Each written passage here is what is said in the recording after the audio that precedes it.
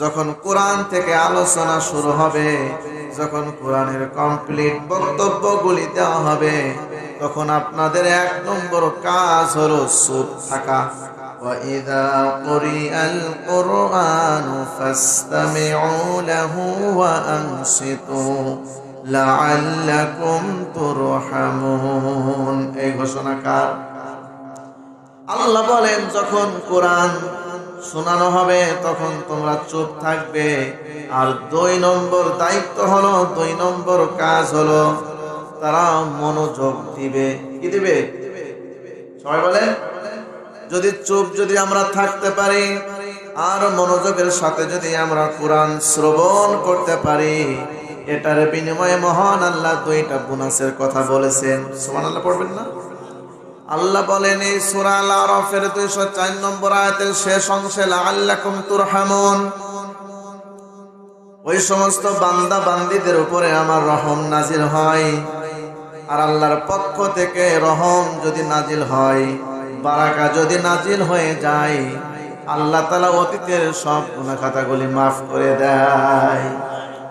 পরিবার, সমাজ, রাষ্ট্রে যে জায়গায় আপনি যাবেন না কেন, সেই জায়গায় সেই কাজটা সুন্দরভাবে সফল করে দিবেন কে? এটাই 1 নম্বর বোনাস, 1 নম্বর উপহার। 2 নম্বর বোনাসের কথা মহান আল্লাহ সূরা ফুরকানের ভিতরে ঘোষণা করেছেন, ফাউলাইকা ইউবাদদিলুল্লাহু সাইয়্যাতিহিম হাসানা। এই ঘোষণা কার? যারা এখানে চুপ করে কোরআন শ্রবণ করে, যারা মনোযোগ দেয় এখানে বসে বসে, আমি আল্লাহর সিদ্ধান্ত বদল করি তাদের অতীতের গুনাহগুলো। সুবহানাল্লাহ পড়বেন না? অতীতের গুনাহগুলো বদল করেন কারা? আল্লাহ। অতীতের গুনাহগুলো মার্জনা করে দেয়, মাফ করে দেয়। তাহলে এই মাহফিলে এসে লস না লাভ? যারা এখনো পর্যন্ত দোকান বন্ধ করেননি, যারা এখনো পর্যন্ত বাদামের দোকানের সামনে দাঁড়িয়ে আছেন, বাদামের দোকানগুলো উঠিয়ে দেন।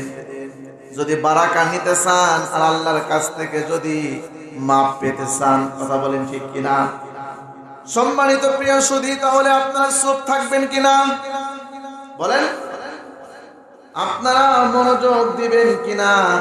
যদি আপনারা মনোযোগ দিতে পারেন, যদি আপনারা চুপ থাকতে পারেন, বিশ্ব নবীজি বলেছেন তারা হলো প্রকৃত মুমিন, বিশ্বাসী এবং মুসলমান। বলে সুবহানাল্লাহ।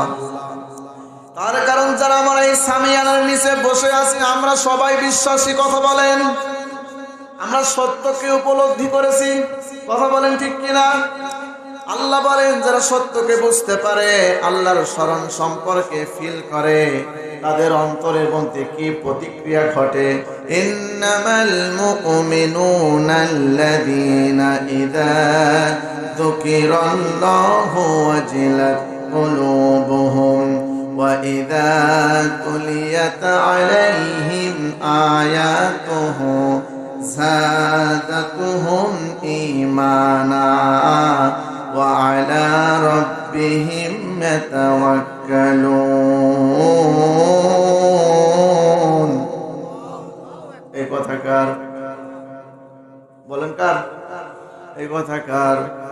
আল্লাহ বলেন মুমিন তো তারাই, বিশ্বাসীগণ তো তারাই, যাদের সামনে আল্লাহর স্মরণ সম্পর্কে কথা বলা হয়। আর আল্লাহর স্মরণ যখন যাদের হৃদয়ে জেগে যায়, তাদের হৃদয়টা প্রকম্পিত করে দেন কে? আল্লাহর স্মরণ আপনাদের ভিতরে আছে কিনা?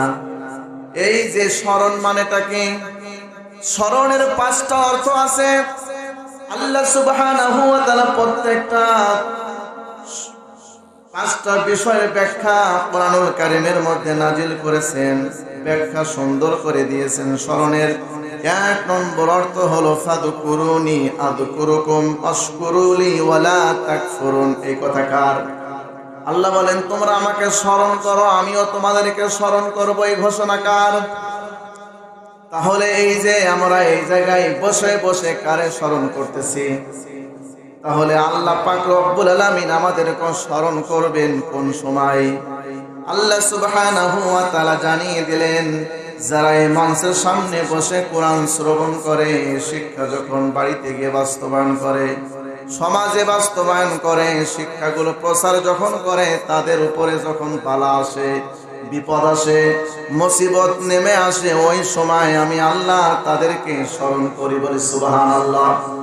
আল্লাহ সুবহানাহু ওয়া তাআলা সূরা হামিম সাজদার ভিতরে ঘোষণা করেছেন, ইন্নাল্লাযীনা ক্বালু রাব্বুনাল্লাহ, নিশ্চয় যারা অতীতে বলিয়েছিল আল্লাহ আমাদের রব, আর সেই রবকে যারা স্মরণ করেছিল, রবের উপরে যারা ইস্তেকামাত করেছিল, ইস্তেকামাত শব্দের শাব্দিক অর্থ হল সুদৃঢ়, মজবুত থাকা, নড়াচড়া না করা, ধীর স্থির ভাবে বসে থাকা। যতই জলোচ্ছ্বাস আর ঘূর্ণিঝড় আসুক না কেন, যতই বালা মুসিবত আসুক না কেন, আমাদেরকে মজবুত ভাবে রবের উপরে, দিনের উপরে, রবের স্মরণ থেকে এক চুল পরিমাণ নড়াচড়া করা যাবে না। কথা বলেন ঠিক কিনা? ইতিপূর্বে আমরা দেখেছি হযরত আদম থেকে শুরু করে মুহাম্মদ রাসূলুল্লাহ পর্যন্ত যত নবী এসেছিল, প্রত্যেকটা নবী আল্লাহর এই দ্বীনের উপরে, রবের উপরে, রবের স্মরণের উপরে ইস্তেকামাত করেছিল। কথা বলেন ঠিক কিনা? যার কারণে তাদের উপরে নেমে এসেছিল জুলুম, অত্যাচার, নির্যাতন, স্টিমরোলার। কথা বলেন ঠিক কিনা? আর বর্তমানে নবীরা নেই, এখন আছে আল উলামা ওয়ারাসাতুল আম্বিয়া, জাতির আলোক বর্তিকা, নবীদের উত্তরাধিকারী, তারা হলো আলেম। কথা বলেন ঠিক কিনা?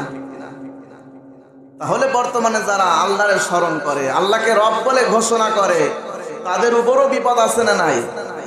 সবাই বলেন, আছে না নাই? বাংলাদেশে কোনো আলেমের উপরে বিপদ এখনো ঘটেনি নাকি? কথা বলেন, আছে? আছে মানে এই 5 আগস্টের আগে আমরা দেখেছি বাংলাদেশের প্রেক্ষাপট ছিল অন্যরকম। কথা বলেন ঠিক কিনা?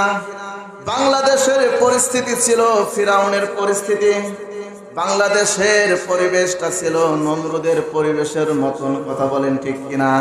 কোন মুসলমান বাক স্বাধীনতা পায়নি, কোন মুসলমান বুক ফুলিয়ে তার স্বাধীনতা অর্জন করবে, তার অধিকার আদায় করবে, এটা করতে তারা ব্যর্থ হয়েছে। কথা বলেন ঠিক কিনা? তাহলে রবকে স্মরণ করার কারণে এই বাংলাদেশ সহ পৃথিবীর হাজার হাজার মুসলমানদেরকে তারা জেলখানার পরাকাষ্ঠে ঢুকিয়ে শহীদ করেছে। কথা বলেন ঠিক কিনা? তার বাস্তব প্রমাণ বিশ্ববরেণ্য বিখ্যাত আলেম, কোরআনের পাখি, কোরআনের আল্লামা, যিনি 1 বছর নয়, 2 বছর নয়, 50 বছর ধরে এই ময়দানে তাফসীর করেছে। কথা বলেন ঠিক কিনা? তাকেও পর্যন্ত রাজাকার, নারী ধর্ষণকারী, টেন্ডারবাজি, মৌলবাদীর আখ্যা দিয়ে 1 বছর নয়, 2 বছর নয়, 13 বছর জালেমের কারাগারে নিক্ষেপ করে রেখেছিল। কথা বলেন ঠিক কিনা? অবশেষে বাংলাদেশের জনগণ বুঝতে পেরেছে, মেডিকেল ক্লিনিকের মাধ্যমে তাকে শহীদ করা হয়েছে। কথা বলেন। তাহলে যারা আমরা আল্লাহকে স্মরণ করি, আমরা কারে স্মরণ করি? যারা আল্লাহকে স্মরণ করে, যারা আল্লাহকে রব বলে মেনে নিয়েছে, বিশ্বাস করেছে, এই কথার উপরে যারা অটল থাকে, অবিচল থাকে, স্থির থাকে, নড়াচড়া করে না, যতই বাধা আসুক না কেন তারপরও দাঁড়িয়ে থাকে। আল্লাহ বলেন, ফাযকুরুনি আযকুরুকুম ওয়াশকুরুনি ওয়ালা তাকফুরুন। আমাকে স্মরণ করেছো, আমি তোমাদেরকে স্মরণ করব কখন?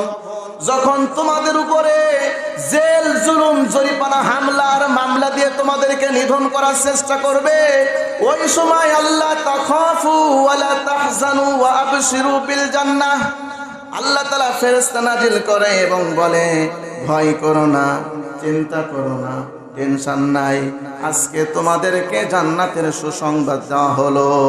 সুবহানাল্লাহ, সুবহানাল্লাহ। কাম টু মাই পয়েন্ট, যে কথা আমি বলছিলাম। তাহলে আল্লাহ পাক রব্বুল আমিন বললেন সূরা আনফালের 2 নম্বর আয়াত, ইন্নামাল মুমিনুনা আল্লাযীনা ইযা যুকিরাল্লাহ ওয়াজিলাত কুলুবুহুম ওয়া ইযা তুলিয়াত আলাইহিম আয়াতুহু যাদাতুহুম ঈমানা। আল্লাহর স্মরণ যেই জায়গায় করা হয়, আল্লাহর কোরআন দিয়ে যেই জায়গায় আলোচনা করা হয়, আর ওই সামিয়ানার নিচে বসে বসে যারা কোরআন শ্রবণ করে, মহান আল্লাহ ডাক দিয়ে বলেন, আমি তাদের ঈমানকে বৃদ্ধি করে দিই। বলি সুবহানাল্লাহ। আর যাদের অন্তঃকরণে ঈমান বৃদ্ধি পায় তারাই তো প্রকৃত বিশ্বাসী, তারাই তো প্রকৃত মুমিন। কথা বলেন ঠিক কিনা? মুমিন তো তারাই। আল্লাহ সুবহানাহু ওয়া তাআলা আবার ঘোষণা করলেন সূরা মাইদার 7 নম্বর পারার 1 নম্বর পৃষ্ঠার 1 নম্বর লাইন।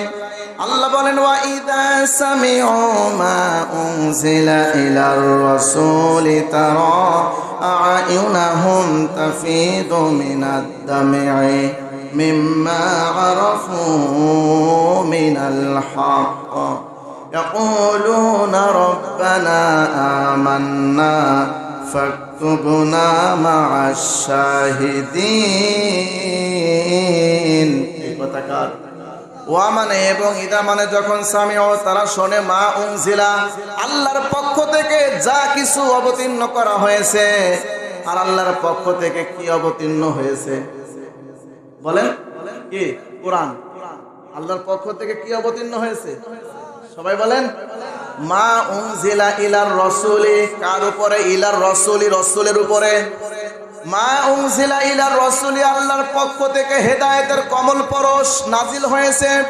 যারা এই জায়গায় বসে আছেন আর যারা এখনো আসেননি, যারা শুনতেছেন বিভিন্ন জায়গা থেকে, আর যারা এই সত্যকে উপলব্ধি করেছেন যে না এটা অবশ্যই অবশ্যই আল্লাহর পক্ষ থেকে নাজিল হয়েছে, আমরা বিশ্বাস করি তাদের ভিতরে হে নবীজি আপনি দেখতে পারবেন তারা আয়ুনাহুম তাফিদু মিনাদ দাম'i, তাদের চক্ষু গলগল করে, অন্তর বিগলিত হয়, চোখ দিয়ে টপ টপ করে পানি ঝরে। ঠিক যখন ওই সময় তারা বলতে থাকে ইয়াকুলুনা রব্বানা, হে আমাদের রব, আমান্না আপনার উপরে ঈমান আনলাম, ফাকতুবনা মা'আশ শাহিদিন যারা সত্যের সাক্ষ্য দিয়েছিল পৃথিবীর ময়দানে, রব্বুল আলামিন ওই সত্যের সাক্ষ্যদানকারীদের সঙ্গে আমাদেরকে শামিল করে নিন, বলি আমিন। সুবহানাল্লাহ পড়েন। তাহলে এই জায়গায় আসতে পেরে লস না লাভ? কথা বলেন। আমরা এই জায়গায় মাহফিল দিয়ে আমরা কি হতে চাই? মুমিন হতে চাই। কি হতে চাই? মুমিন হতে চাই, বিশ্বাসী হতে চাই। আমাদের আচরণকে পরিবর্তন করতে হবে। আমাদের যে চরিত্র ছিল শয়তানের, সেই চরিত্রকে আমাদেরকে চেঞ্জ করে দিতে হবে। আমাদের সহনশীলতা, সহমর্মিতা, সততা, স্বচ্ছতা আমাদের ভিতরে থাকতে হবে। আজকের এই ময়দান থেকে এইগুলির শিক্ষা নেওয়ার দরকার আছে না নাই? এই জন্য যারা মুমিন তাদের ভিতরে কোনো হিংসা হিংসি থাকতে পারে, বলেন কোনো বিদ্বেষ থাকতে পারে। এখানে কিন্তু ভিন গ্রামের লোক নেই, এখানে সবাই খর্দ খালিশপুরি গ্রামের লোক। কথা বলেন ঠিক কিনা? তাহলে যারা এই সামিয়ানার নিচে বসে আছেন, এই গ্রামের সমাজবদ্ধ, এই গ্রামে বসবাস করেন, তাহলে কারোর সাথে তো আমাদের কোনো হিংসা বিদ্বেষ থাকার কথা না। কথা বলেন। উত্তর পাড়ার মাহফিল মানে শুধু এই পাড়ার মাহফিলই না, এটা সারা গ্রামের। কথা বলেন। এটা সারা গ্রামে, যেহেতু এখান থেকে প্রচার করে দেওয়া হয়েছে আপনারা আসেন এই মাহফিলে। কথা বলেন ঠিক কিনা? ভাইরা আমার, আপনাদের সামনে আমি বলতে চাই আল্লাহর হাবিব সাল্লাল্লাহু আলাইহি ওয়াসাল্লাম বলেছেন, যে মানুষের ভিতরে হিংসা আছে, যেই মানুষটার ভিতরে অহংকার আছে, তার নামাজ, তার রোজা, তার হজ, তার যাকাত আজকের এই তাফসীর মাহফিল মাঠে মারা যাবে। কথা বলেন ঠিক কিনা? বিশ্ব নবীজি নিজে এই কথাটা বলেছেন। আগুন যেমন কাঠ পুড়িয়ে ধ্বংস করে দেয়, ছারখার করে দেয়, যে ব্যক্তির মনের ভিতরে, অন্তরের ভিতরে হিংসা থাকে, তার নামাজ রোজা সব কিছু ভস্ম হয়ে যায়। কথা বলেন ঠিক কিনা? হিংসা আমরা দূর করতে পারবো না? বলেন ইন্নামাল মুমিনুনা ইখওয়া, আমরা সবাই মুমিন। আমরা কি? সবাই মুমিন। আর যারা মুমিন হয় তারা পরস্পর ভাই ভাই। সুবহানাল্লাহ পড়েন। আমরা কি পরস্পর? বলেন। যারা বলছেন নাকি তাদের ভিতরে কি হিংসা লুকিয়ে আছে নাকি এখনো?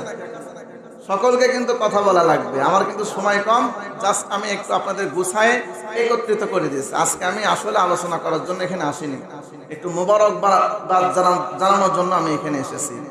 তাহলে আমরা পরস্পর কি ভাই ভাই কিনা? তাহলে এই গ্রামের কোনো একটা ভালো কাজ যদি হয়, কোনো ভালো কাজের যদি উদ্যোগ নেওয়া হয়, তাহলে সেই জায়গায় যাওয়ার দরকার আছে না নাই? আর এই ভালো কাজগুলো বাস্তবায়ন করা একার পক্ষে সম্ভব?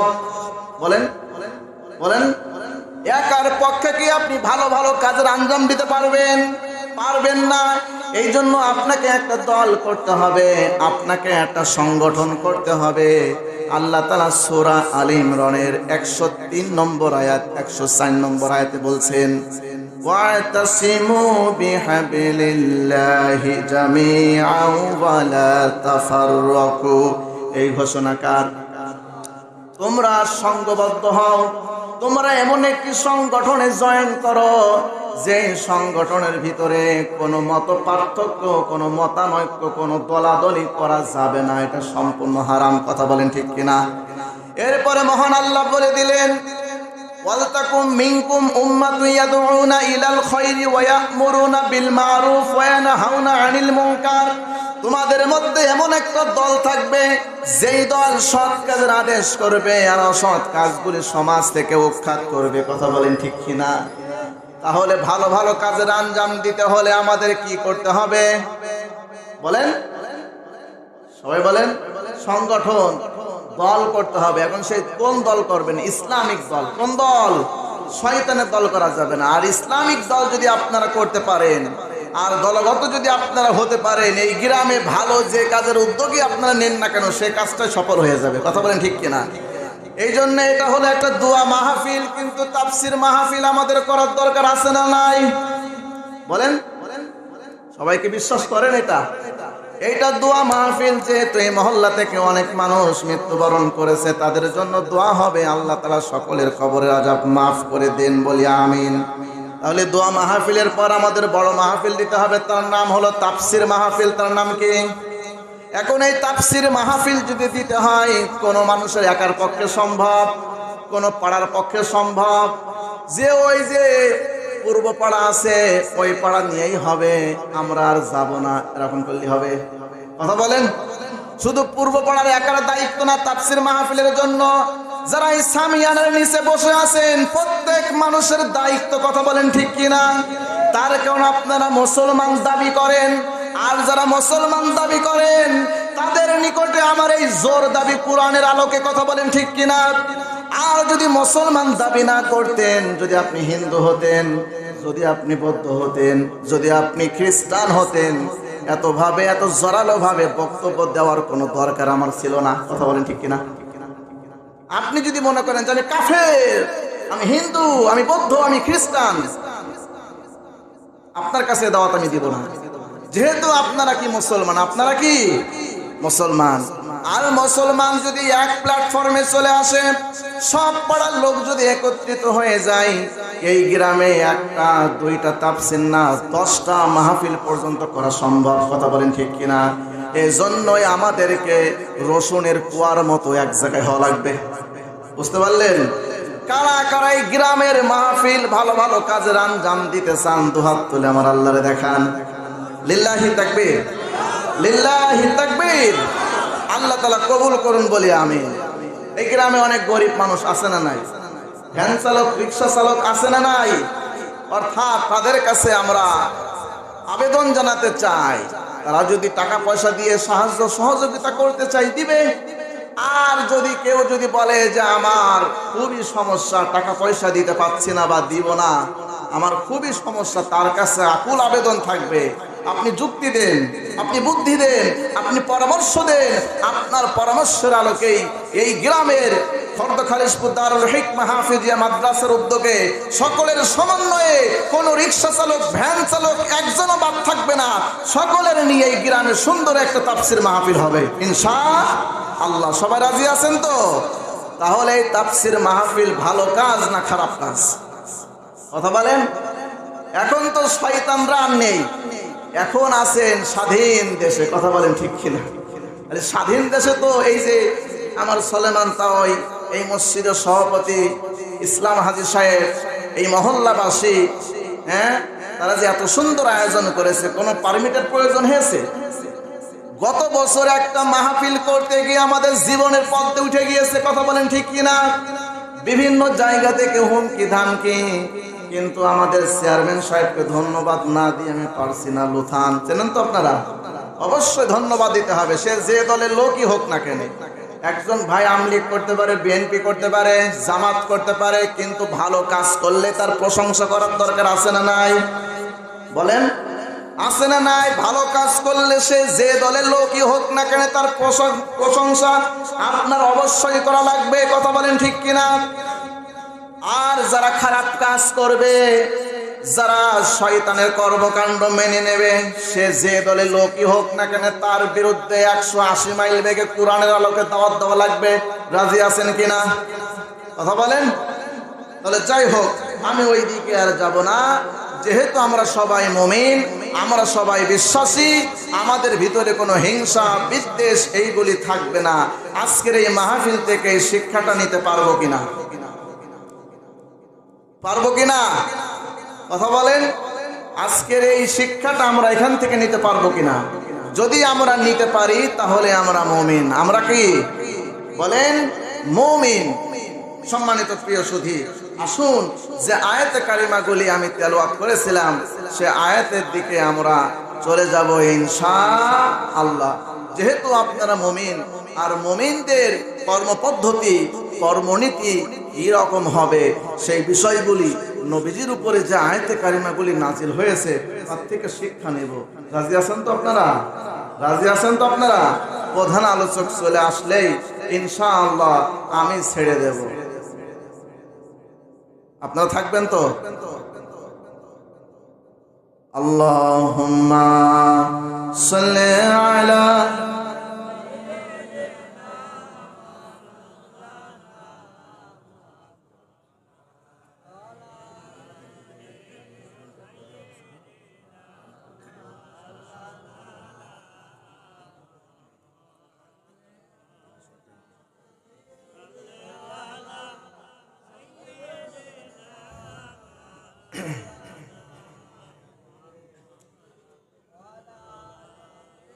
হৃদয় মোহাম্মদ চেতনাই মোহাম্মদ,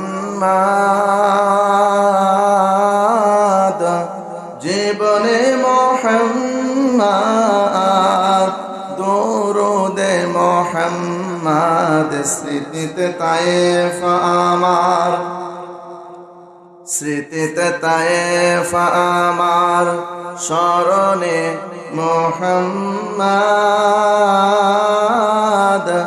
বেদনায় উহুদ আমার, প্রেরণায় মোহাম্মদ, হৃদয়ে মোহাম্মদ। আল্লাহুম্মা জোরদা জোর কমে গেল।